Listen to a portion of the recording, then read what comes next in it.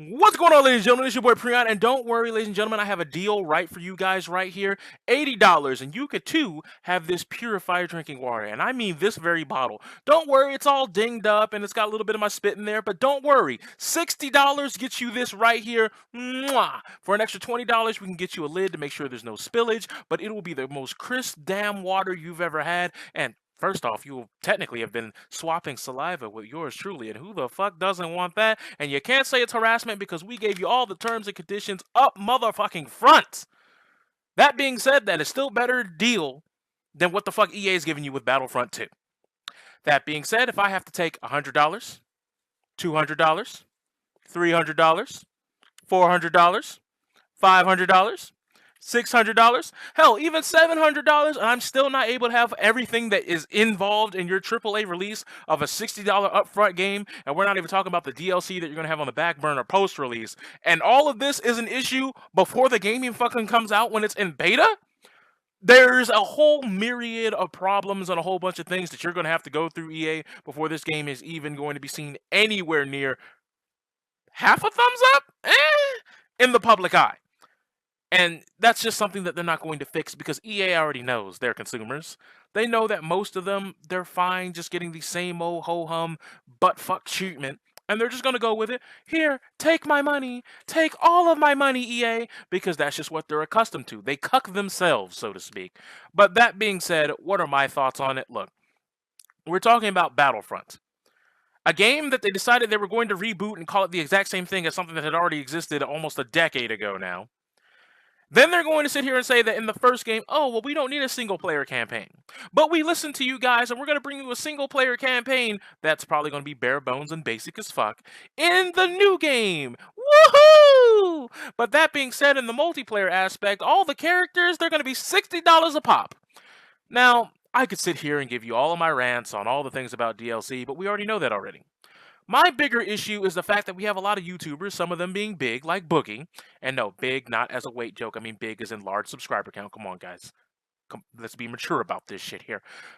They do this thing that really bothers me. They say they want to be advocates. They say they want to be fucking representatives. Basically, they want to say that we are going to represent gamers in a positive way, and that's fine if you want to do that, and that's fine if the people are singing your praises and giving you the big hurrah hurrah.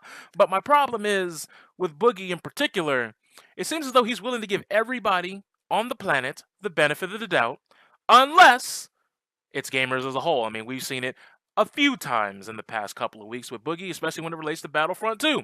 Some random decides to say, hey guys, yeah, I've been getting all these death threats. You know, I work for EA. You know, I'm a developer. And yeah, oh man, we're getting all these death. You're giving me death. And none of the death threats were real. None of it was real. There was zero credibility behind it. It doesn't even match up with the fucking timeline of the shit that the person was saying on Twitter. And it's not even the first time that this person has came out and said, oh, I'm a victim. Help. Help me. Oh, trying to make gamers look bad. I mean, this isn't even the first time that this in particular person has done this. But Boogie's like, I can't believe gamers would do that. This is why people are afraid and ashamed to call themselves gamers. It's like, what the fuck are you doing? What are you? You're not even going to try to have any sort of investigation to this? And his big hurrah hurrah was, well, people harassed me, so I believe anyone who cries will. Really? That's where you want to go with that? You want to be advocates for people, but you can't even have enough common courtesy for the people you want to advocate for to say, maybe you guys deserve the benefit of the doubt.